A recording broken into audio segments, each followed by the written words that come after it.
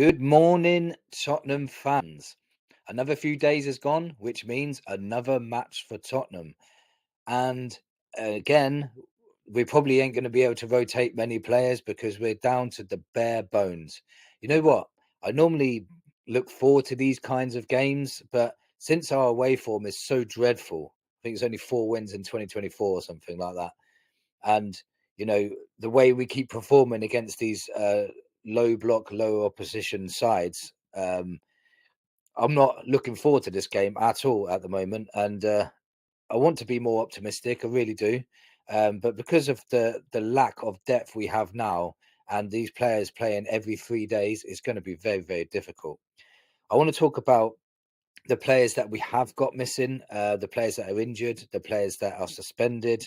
I want to talk about the two players that I really think should start today. And I want to talk a little bit at the end about why this is a massive, massive week for Ange Postecoglou. So the players we have out, and it's a lot.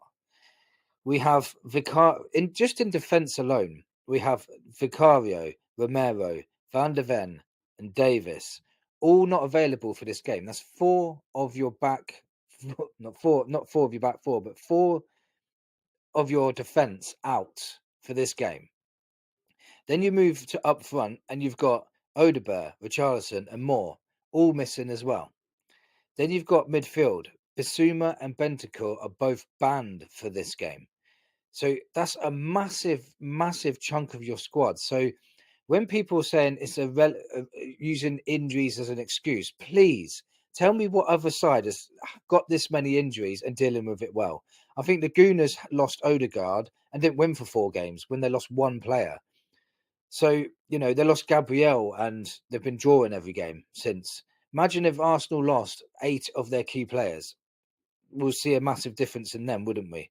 So it does, your first team, decreases in quality, but then also your bench decreases in quality as well. And that's a lot of players to be missing in a game that you've just played 3 days ago as well. So it's very hard to rotate as well. So for me, this means Bergvall and Spence surely have to start this game now. They have to. Udogie and Porro are getting overworked and they need a rest at some point. I don't care if Spence plays left back or right back today, but he needs to make a start. He has to. Apparently, he's had a niggly groin strain for a long time, which is why he wasn't playing, which explains a lot. But now apparently he's fully fresh and should be able to start. So Spence has got to start today. Give Porro a rest at least. Give Porro a rest. And, let Spence make a claim for himself at least. Give him some competition. Bergvall needs to. Last 2 times Bergvall's come on, he's played very, very well. He changed the tempo of the game against Chelsea for about a 10-minute spell as well, where he was getting the ball, whereas Bissouma was getting the ball, playing it back sideways and short balls forward. Bergvall was getting it, looking up and playing 20 yards, 20, 30, 40-yard passes to the wings and through the middle and winning the ball back. His energy was higher as, was pressing Chelsea back again. He changed it a little bit. And for an 18-year-old to do that and come on and do that is pretty impressive. He deserves a start, in my opinion, especially because he's going to be a lot fresher than players like Maddison.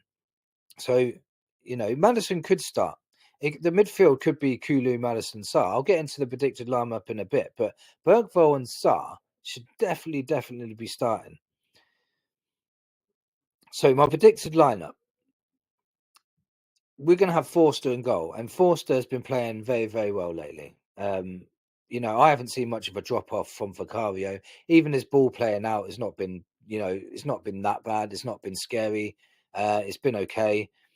I'm still worried about when we play someone like Liverpool, who are going to be very, very aggressive in their press, how Forster deals with that kind of thing. But for now, we're playing Southampton, and hopefully he has a good game again.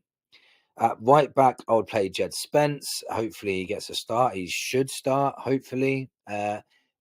Dragushin can play at right centre-back, Archie Gray left centre-back, or vice versa. But both of them at centre-back.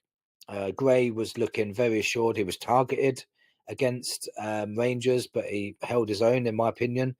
Dragusham dominated that box in the Rangers game. He was very, very good as well.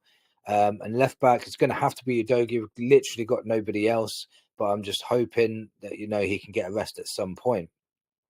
Midfield is going to be a tough one because we have got, Bentancur and Bissouma missing, and they normally play the number 6 role. The only person I would play in that 6 role would have been Gray, but he's obviously going to be playing centre back. So I will put Papasar in that number 6. He's got a massive engine. He will protect that back 4, and he will win the ball backs and progress the ball forward. He just needs to improve on his passing, to be honest. Sometimes he needlessly gives the ball away, but everything else, his energy, his ball winning abilities are very, very, they're top quality. So in the number 8, I would put Lucas Bergvall. He's going to have lots of energy. He's got a good range of passing. He can receive the ball with Papasar, start attacks. And if we put Kulu just ahead of him in the 10, then Kulu could link well with his Swedish compatriot, and maybe they can form a little partnership, and maybe they can have a good performance against Southampton, as long as they can try and work some space in there.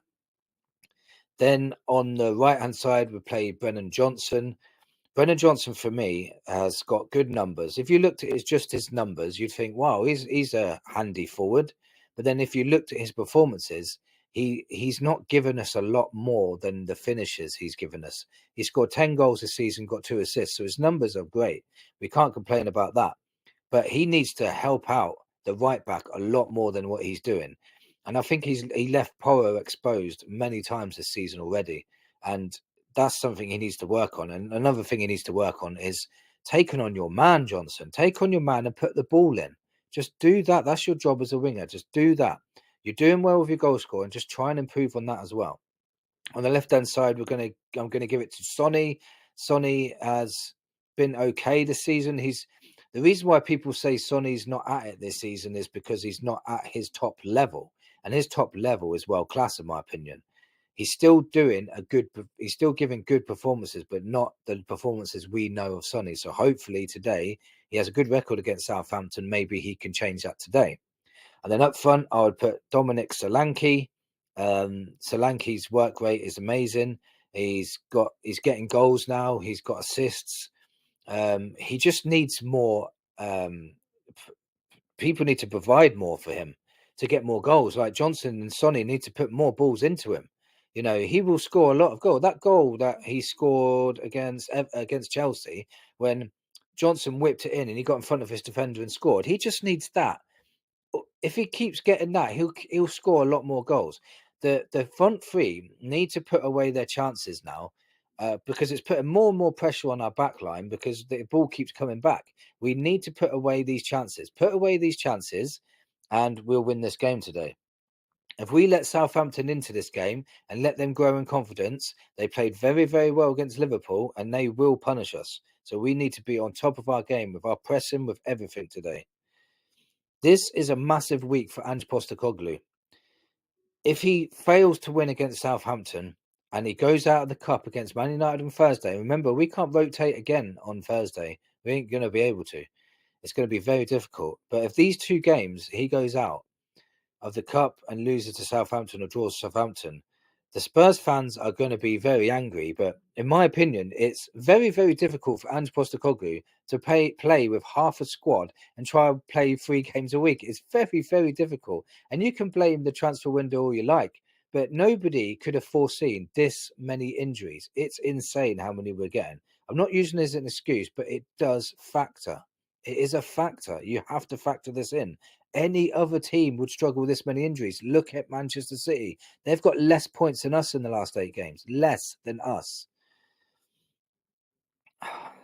All we need to do is try and get through this tough period. Like Ange Postecoglou said, it's a fight. We need to get through this tough period. We need to fight for each other, get to the January transfer market, get the players back from injury, sign a couple of players, and we could still have a good second half to the season. Let me know in the comments what players you would play today, and do you think the 2 players that I mentioned should start?